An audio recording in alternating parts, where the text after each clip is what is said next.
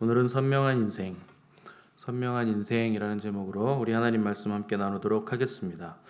오늘 본문에서 바울과 바나바가 버가를 지나 비시디아 안디옥에 도달했다 이렇게 기록을 했는데, 이 비시디아 안디옥은 이들이 출발했던 안디옥 교회가 있는 그 안디옥이 아니고 터키 서쪽에 있는 그러니까 안디옥 교회에서 훨씬 더 멀어진 것입니다. 그러니까 구브로선보다 더 나아간 곳이 바로 비시디아 안디옥 지역입니다. 이곳에 도착한 바울과 바나바는 안식일이 되자 이 유대인들의 회당에 가서 예배에 참여했는데, 여기서 회당장이 이 바울과 바나바에게 형제들아, 너희가 전할 말이 있으면 전해라, 이렇게 기회를 주게 됩니다.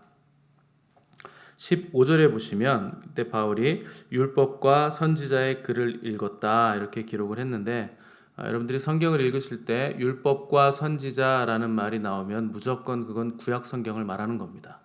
그러니까 율법은 모세오경을 말하는 것이고 선지자는 선지자의 글들인 예언서를 말하는 것이기 때문에 성경에서 율법과 선지자라는 이 표현이 나오면 구약 성경을 말하는 것이구나, 여러분들이 이렇게 이해하시면 됩니다. 당연히 당시에는 신약 성경이 쓰여지기 전이기 때문에 바울은 구약 성경을 읽었을 것입니다. 그런데도 불구하고 누가가 굳이 왜 구약 성경을 읽었다고 써놓은 것인가?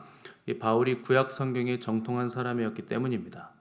이 바울이 비시디아 안디옥에서 복음을 전하기 위해서 구약 성경의 적절한 구절을 선택해서 가능한 짧은 시간에 그가 가진 풍부한 지식을 이용해서 구약의 성경을 통해 예수 그리스도가 메시아임을 전달하기 위해서 지금 성경을 읽은 것입니다.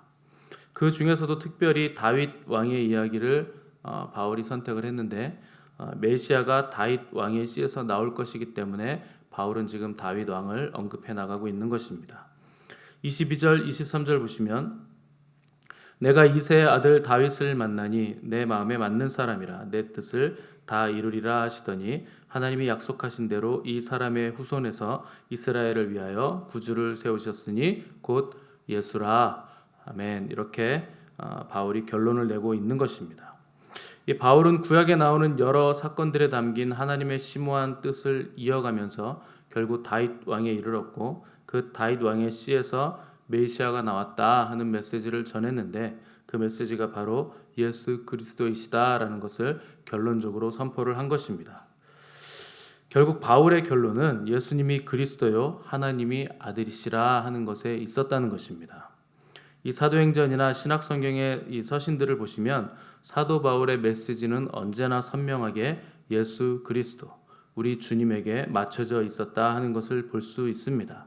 이 바울의 삶이 예수님을 만난 이후로는 목표와 방향성이 항상 그분으로 선명했다 하는 것입니다. 이 선명하다는 것은 초점이 하나에 집중되어 있었다 하는 뜻입니다. 가장 강력한 사람이 초점이 하나에 집중되어 있는 사람입니다. 성실하다는 게 뭔가 하면 초점이 하나에 집중되어 있다는 뜻입니다. 그래서 그것을 위해서 시간과 공간과 나의 모든 자원을 그것에 투자한다 하는 것이 바로 성실하다 하는 것입니다. 크리스찬은 성실한 사람들이어야 하고 성실한 사람들일 수밖에 없습니다. 왜 그런가?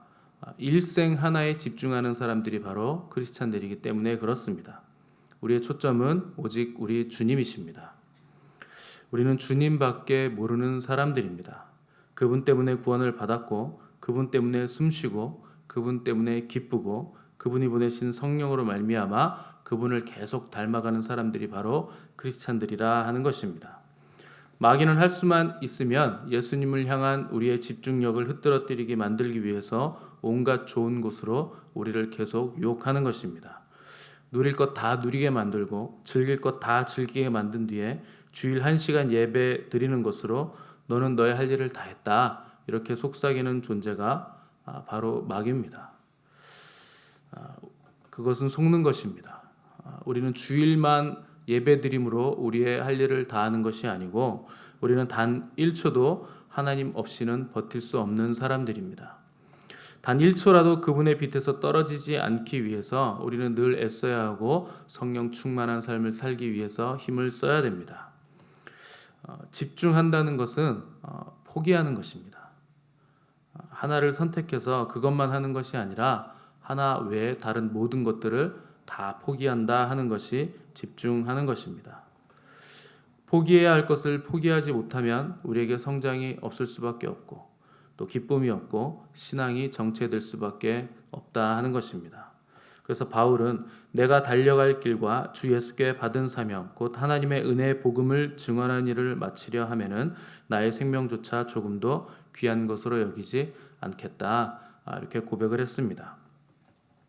예수님께 초점을 맞추고 그분이 주신 사명에 집중했기 때문에 바울은 내게 능력 주시는 자 안에서 내가 모든 것을 할 수 있다 이렇게 고백을 한 것입니다. 바다에 있든지 땅에 있든지 자유롭든지 옥에 갇히든지 바울의 관심은 오직 하나 예수님을 전하는 것이었기 때문에 그분 안에서 바울은 옥에 갇혀도 늘 충만했고 또 자유로워도 충만했고 가난에도 처할 줄 알고 부함에도 처할 줄 알게 되었다 이렇게 고백을 한 것입니다. 바울에게는 예수님을 전하는 그것만이 오직 가치 있는 것이고 영원한 것이고 다른 무엇과도 바꿀 수 없는 영원한 목표였기 때문에 그것 안에서 만족을 누렸다 하는 것입니다. 이 바울의 설교를 통해서 전도하는 것을 보면 바울이 아주 유연하게 전하고 유연하게 대처하면서 전도하는 것을 우리가 볼 수가 있습니다. 특히 바울은 청중이 누구인가를 정확히 파악하고 전도하는 것이 특징입니다. 지금 바울이 설교하는 곳은 회당인데 이 회당에서 설교를 듣는 사람들은 유대교를 믿는 사람들이고 회당장과 유대인들 모두 유대인들입니다. 그래서 구약을 아주 잘 알고 율법에 정통한 사람들이기 때문에 바울은 구약 성경을 통해서 그들에게 접근하는 방법으로 복음을 전하고 있다 하는 것입니다. 후에 바울이 아테네에 갔을 때 아레오바고에서 설교를 하게 되는데 아레오바고는 오늘날의 그 파르테논 신전이라고 불리는 곳입니다. 이 도시는 철학의 도시이고 문화의 도시였는데 이 그리스 철학과 문명의 도시였기 때문에 여기는 유대인들이 거의 없는 곳이었습니다. 그래서 이곳에서 바울이 복음을 전할 때는 구약 성경을 끌고 오지 않고 바울이 아테네 사람들이여 이렇게 큰 소리로 외치면서 철학적인 접근법으로 너희를 보니 범사에 종교심이 많도다. 내가 두루 다니며 너희가 위하는 것들을 보다가 알지 못하는 신에게라고 새긴 단도 봤는데 너희가 알지 못하는 신이라고 새긴 그 신이 누구인지 내가 알려주겠다. 이렇게 접근하는 것을 우리가 볼 수가 있습니다. 그러니까 바울은 복음을 전하는 대상이 누구냐에 따라 접근법도 다 다르게 했던 것입니다. 중요한 것은 접근법은 다 달랐지만 내용에 있어서는 언제나 핵심은 바로 예수 그리스도였다 하는 것이 또한 중요한 것입니다. 고린도전서 2장 2절 보시면 내가 너희 중에서 예수 그리스도와 그가 십자가에 못 박히신 것 외에는 아무것도 알지 아니하기로 작정하였다 이렇게 기록을 했습니다. 왜 바울은 오직 이렇게 예수님만 전한 것인가? 그분이 진리됨을 바울이 알았기 때문입니다. 진리는 하나밖에 없는 것입니다. 변하지 않는 것이고 영원한 것입니다. 바울은 진리 대신 예수님께로 그의 영혼이 확정됐고 또 예수님으로 인해서 그의 영혼이 물들었고 또 예수님으로 인해서 숨을 쉬며 살고 있다 하는 것을 알게 된 것입니다. 나의 인생, 나의 시간, 나의 자원, 나의 모든 일생을 예수 그리스도께 걸었고 나의 생명보다 그분의 생명을 나는 더 귀한 것으로 여긴다 하는 뜻입니다. 후에 바울이 결박돼서 아그리빠 왕에 섰을 때 바울은 이렇게 고백했습니다. 오늘 내 말을 듣는 모든 사람들도 다 이렇게 결박된 것 외에는 나와 같이 되기를 간절히 원한다. 이렇게 고백을 했습니다. 그만큼 바울은 그리스도를 얻기 위해서 모든 것을 버릴 수 있는 것이 얼마나 큰 영광인가 하는 것을 알고 있었고 그 영광을 증거했던 사람이 바로 바울이었습니다. 바울의 고백처럼 저와 여러분도 이렇게 되기를 간절히 바랍니다. 여러분 오늘 무슨 일을 한다면 주님을 위해서 하시기 바랍니다. 오늘 출근해서 근무하신다면 주님을 위해서 하시기 바랍니다. 오늘 장사하거나 영업을 하신다면 예수님을 위해서 하시기를 바랍니다. 주님을 위해서 공부하시고 주님을 위해서 돈을 버시고 주님을 위해서 호흡하시고 주님을 위해서 존재하시기를 바랍니다. 그분으로 충만하시기를 바랍니다. 우리는 예수님 때문에 사는 사람들이고 예수님으로 인해서 존재하는 사람들이고 예수님을 위해서 호흡하는 사람들입니다. 그렇지 않으면 우리의 삶은 아무런 의미가 없습니다. 애통하게도 오늘날 크리스찬들이 주님을 위해서 살지 않습니다.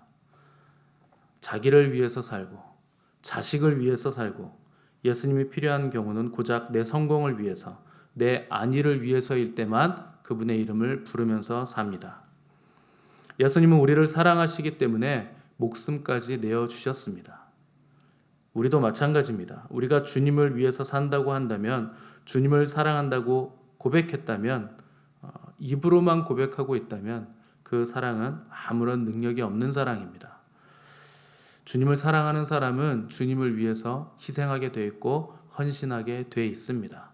주님을 위해서 내가 지금 헌신하고 있다면 그 사람은 자기가 헌신하고 있다는 것을 자기가 압니다. 그리고 그렇게 자기가 알고 있는 사람은 담대하게 나는 주님을 위해서 산다. 나는 지금 주님을 위해서 모든 것을 헌신하고 있다. 이렇게 담대하게 고백할 수 있게 됩니다. 시간을 희생하고 또 물질을 희생하고 주님을 위해서 자존심도 상해 봐야 됩니다. 이런 경험들이 있어야 주님을 진정으로 사랑하는 사람입니다. 우리의 문제는 예수님을 사랑하지 않는 것이 아닙니다. 예수님도 사랑하지만 내 인생도 나도 사랑한다 하는 것에 우리의 문제가 있습니다. 구약의 이스라엘 백성은 하나님을 한 번도 버린 적이 없습니다. 다만 그들이 하나님도 섬기면서 다른 우상들도 같이 섬겼기 때문에 하나님도 사랑하면서 자기를 더 사랑하고 자기의 사랑을 위해서 우상들도 섬기면서 잘 먹고 잘 살려고 시도했기 때문에 하나님을 예배하면서 우상들도 예배했기 때문에 하나님께서 징계하시고 이스라엘 나라까지 망하게 하신 것입니다. 교회 안에 어떤 사람들은 예수님을 믿긴 믿되 너무 그렇게 과하게 믿지 마라. 너무 광신도처럼 믿지 마라. 너의 인생을 살아야 하지 않겠느냐. 삶도 살아야지 어떻게 매일 주님만 사랑하고 주님만 바라보고 삶을 살겠느냐 이렇게 얘기들을 합니다. 여러분 정말 그렇습니까? 우리가 주님을 너무 과하게 믿고 있고 우리는 주님을 덜 믿어야 됩니까? 덜 생각해야 되겠습니까? 어떻게 하면 더 잘 믿을까? 어떻게 하면 더 드릴까? 어떻게 해야 우리 주님을 더 바라볼까가 우리의 고민이 되어야 마땅하지 않겠습니까? 크리스찬들이 성경과 다른 말을 하고 다른 길로 계속 가려고 하는 이유는 주님 오실 날 마지막 때가 이제 가까웠기 때문입니다. 그래서 주님은 우리에게 인자가 올 때에 세상에서 믿음을 보겠느냐 이렇게 제자들에게 질문하셨습니다. 우리는 공산주의가 아니라 민주주의 나라에서 살고 있습니다. 그래서 우리는 한평생 민주주의 정치 체계 안에서 살아왔기 때문에 너무 지나치게 우리는 민주주의를 숭상하고 다수가 옳다고 하면 다수결에 따라서 그쪽으로 송사리 떼처럼 우르르 몰려가는 경향성을 가지고 있습니다. 여러분 그러나 교회는 민주주의가 아니라 신정주의로 움직이는 공동체입니다. 예수님을 못 박은 사람들은 다수결로 못 박은 것입니다. 히틀러를 독일의 지도자로 세운 것도 독일 국민 다수가 선택했기 때문에 그들이 지도자로 세워진 것입니다. 다수가 옳은 것이 아니라 진리가 옳은 것입니다. 여러분의 인생을 다른 사람들의 다수에 의해서 결정되도록 방치하지 마시기 바랍니다. 이 사람 저 사람 소리 듣고 SNS 보고 유튜브 보면서 결정하지 마시고 홀로 하나님 앞에서 깊이 기도하고 말씀 앞에서 자기의 의지를 꺾어내고 성령의 인도하심을 구하면서 성령의 인도하심을 따라 한 걸음 한 걸음 결정하시고 걸어가시기를 간절히 바랍니다. 천만인이 왼쪽으로 간다 해도 나 혼자만 오른쪽으로 가야 할 때가 반드시 있습니다. 그것이 진리이기 때문에 그렇습니다. 그릇된 길인 줄 알면서도 사람들이 가니까 같이 가고 하나님이 싫어하시는 길인 줄 알면서도 사람들에게 욕먹기 싫어서 타협하고 그리고 잘못된 길을 계속 고수한다면 그는 절대 하나님의 사람이 될 수 없습니다. 사람은 내게 어찌하지 못합니다. 하나님의 사람은 사람을 두려워함보다 하나님을 더 두려워하고 경외하는 사람들입니다. 여러분 하나님께 소망을 두시기 바랍니다. 만약 지금 나의 상황이 어렵고 혼탁한 기류 속에 빠져 있다면 잘못 내린 결정이 있는지 돌아보시고 빨리 궤도를 수정하는 것이 지혜로운 사람입니다. 모든 해결의 열쇠는 우리 주님께 있습니다. 그분이 실마리를 쥐고 계십니다. 하늘과 땅의 모든 권세가 우리 주님께 있으니 여러분 그분께 소망을 두시고 우리의 생명을 그분께 두시고 또 그분을 붙잡기 위해서 모든 것을 투자하시는 복된 삶을 사시는 저 여러분이 되시기를 간절히 바랍니다. 기도하겠습니다.